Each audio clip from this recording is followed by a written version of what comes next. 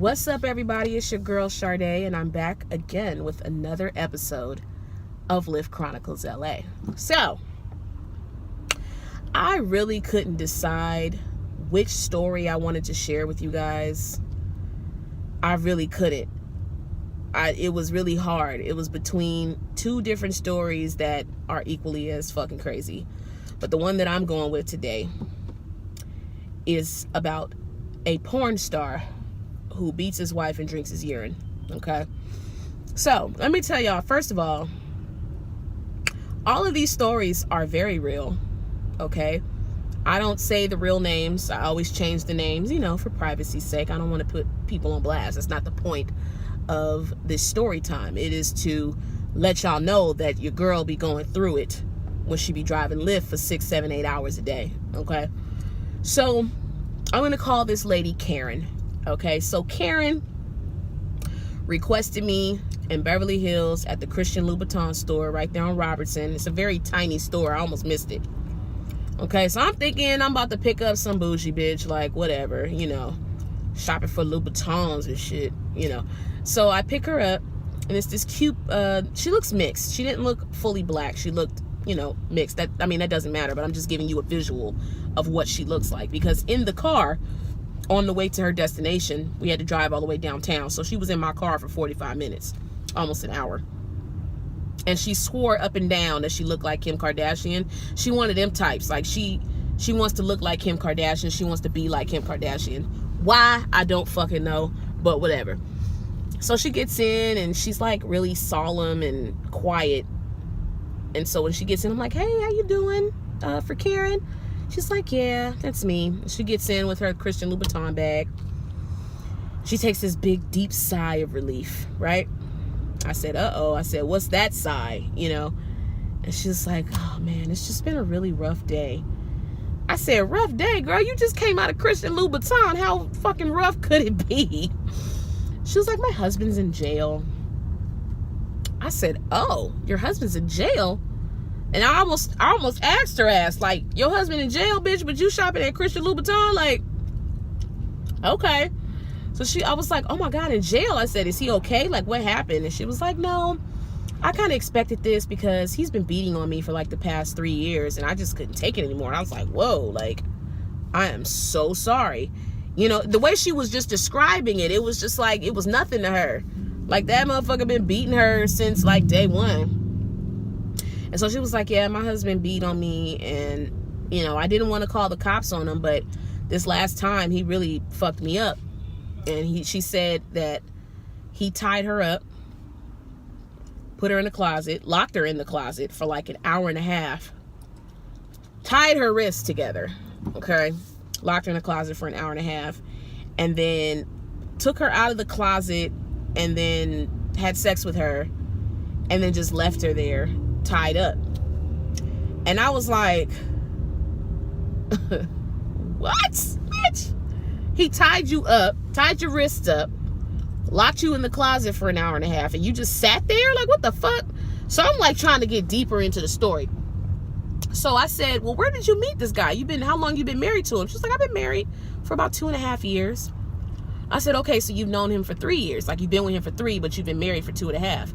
I said, so that means that you said yes to marry him at 6 months of knowing him. She was like, yeah, we met on Instagram, and he inboxed me. And she's one of those, like, vixen chicks. Like, I picked her up at Christian Louboutin. Like, she's one of them bad bitches that be on Instagram showing her titties and ass. You know how that shit go. And so this nigga hits her up in her inbox, asks her to fly out to LA from New York. And she said, he really attracted me. He was really attractive. And then when I got there to his spot, the sex was amazing. And, it just kind of kept me locked in. I only had like a few bags of clothing. Like, I didn't even have all my stuff. And she said that she stayed there for 6 months. She was there for 6 months because the nigga had money, apparently. And within that 6-month time frame, he was like, will you marry me? And she said, yeah. And so when they got married, that's when she started getting abused. And I said, okay. I said, wow, that's a lot. Like, that's a lot to deal with and a lot to process. She was like, yeah, I really love him. But I just can't tolerate this shit anymore. Like, it's getting out of hand. I'm really tired of his porn addiction. And he's a porn star. I was like, he a porn star? I said, what's his name? And she said some random ass name. I was like, oh yeah, I don't know that nigga. like I'ma know any motherfucking way. So she was like, yeah, he's a porn star, but he's addicted to it. Like that, he's addicted to the lifestyle. And so he's constantly bringing women in and out of the house. And of course, they're having threesomes, you know. And outside of the threesomes, he's cheating on her with these women and beating on her and drinking his own urine and praying to Satan. You heard me right, bitch. This man drinks his own pee and worships Satan. Why she decided to marry a man like that, I have no fucking clue. It was all money. That's all that she seems to care about. So she wants to be Kim Kardashian. And I picked her up at a Christian Louboutin store and her husband's in fucking jail. Yeah, she want that Fetio. You know what I'm saying? So we're driving and she gets a phone call and she's like, can you turn the radio down? I was like, yeah, I'll turn it down. Sorry if I'm not looking. I'm driving home, sitting in an hour of fucking traffic from Monterey Park. I just came back from Monterey Park. Oh my God, I'm so annoyed. So anyways, she puts the fucking phone call on speaker as if I wanted to listen to her conversation. And the person on the other end was her attorney. And she secured an attorney for her husband who is in jail for domestic violence. Okay. And so the lawyer was on the other end of the phone and he was telling her, like, look, he's not going to be able to get out. Because she was worried about him getting out and fucking her up because she called the cops on him.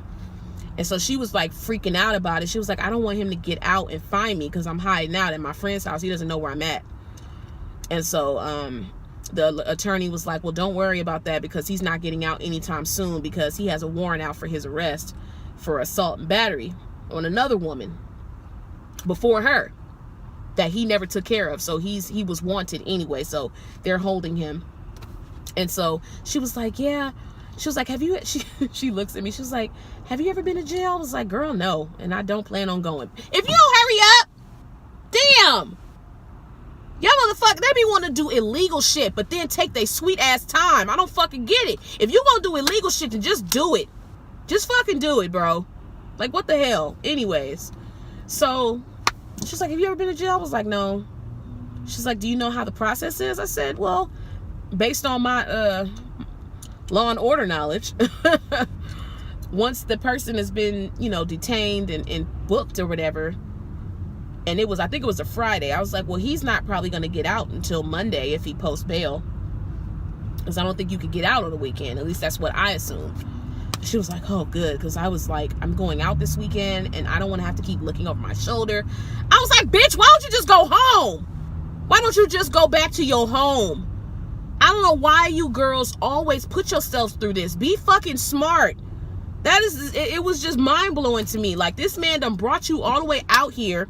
You have no family. The one friend that you know, are friends with, you got to stay at her house and hide out from your husband, and you worried about going out? The fuck is wrong with these women, man? Y'all crazy as hell.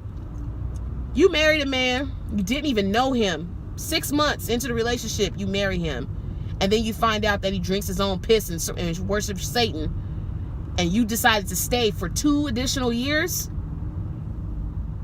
I wanted to feel sympathy for her. I really did. But it was just like, you put up with that because your eyes was filled with dollar signs. Period. Like, and don't get me wrong, my heart goes out to any woman who has ever been part of a domestic violence situation. That is a real fucked up situation. But some of these women be putting themselves in this position and stay because of the money. And that's fucked up. It is. It's really fucked up when you think about it. It's a sick, twisted shit. Like, I would never stay with a dude. I don't care how much money he has. He is not allowed. And then she told me that he liked to pee on her. So you mean to tell me that this nigga done flew you the fuck out from New York? He flew you out just to piss on you and make you have threesomes? I said, girl, I'm done. I told her, I said, that's a lot. Like, that is a lot, sis. Like, I don't even know how you deal with that. Like, how you put up with it. It must be, the dick must be good, and he must got some good money. I said, well, is he like a porn star, or is he a porn star like in his own right? You know, there's a difference. And she was like, no, he's pretty well known. And I said, you don't mind that, you know, he's a porn star? She was like, no, it doesn't bother me. I was like, oh, okay. Well, you a freak then. Cool. Whatever. I'm not judging. So then, you know, we pull up to her location downtown. And she's like, oh my gosh, is there any way that you can like wait for me? I was like, wait for you? What do you mean? She was like, yeah, I'm gonna run up here and drop my stuff off. And then I'm gonna, she wanted me to take her somewhere off the 10 freeway. I was like, girl, I gotta go. Like, fuck is you talking about? I'm not about to fucking wait for you. And then there's no guarantee that I'm gonna get a tip, because there's been several times where people have asked me to stop at a stop unauthorized and I don't get tipped. I can count on one hand how many times I've been tipped when I do that. So that's why I don't really do that shit no more. And the last time I did it, dude tipped me $20, but that was a very rare occasion because the dude was drunk and he had 3 of his best friends in the back. They was all lit. I was playing all the songs they fucking wanted. So when he pulled up to the 7-Eleven, when we pulled up to the 7-Eleven, he was like, man, I'm gonna just go ahead and give you this 20. I was like, for sure. Put that shit in my pocket. But anyways, yeah, that shit was crazy. Like, I was sitting here listening to her tell me like about her threesomes and how dude would just be going on for hours and hours and hours and her vagina would be sore. Like, I mean, she went into detail. Like, girl, you crazy than a motherfucker. She was young too. I think she was like 23, 24. I was like, girl, you are too young to be dealing with this shit. Like, go live your life. Go live your life. She was like, you're so right. Oh, why didn't I meet you 6 months ago? Girl, bye. You into that shit. You totally into it. The only deal breaker was she was getting beat on and she couldn't take that shit. Everything else she dealt with. She liked being urinated on, and she liked having threesomes, and she liked being tied up. But beating on her was the deal breaker. And I was like, that is understandable, sis. Tell y'all, I've been picking up some crazy ass people. And while we're on topic of crazy, I'm kind of combining this topic because it's not long enough to make a video. But what is it with y'all mothers and coming in my car with no fucking car seat for your kid? This lady got in my car earlier today and she was carrying her baby. Her baby must have been like a year, maybe 8 months old. And she gets in my car and I'm looking around like, are you gonna put a car seat back there? She was like, no, it's okay, we're just going up the street. Okay. I said, that's as long as you're okay with it. And I don't pick up people anymore without car seats, because I'm not about to be part of no bullshit if something happened. Because you will blame me if something happens to your child, because you are the motherfucking irresponsible one, bitch, not me. That's not my baby. You get in a complete stranger's car with no car seat for your kid? Like, bitch, you don't know me. You don't know if I'm a great driver or not. You don't know that. Y'all crazy as hell out here, man. Y'all need to get y'all shit together. Because y'all... Anyways. Thank you for joining another episode of Lyft Chronicles LA. I'm your host, Sade. And I'm your friendly neighborhood Lyft driver.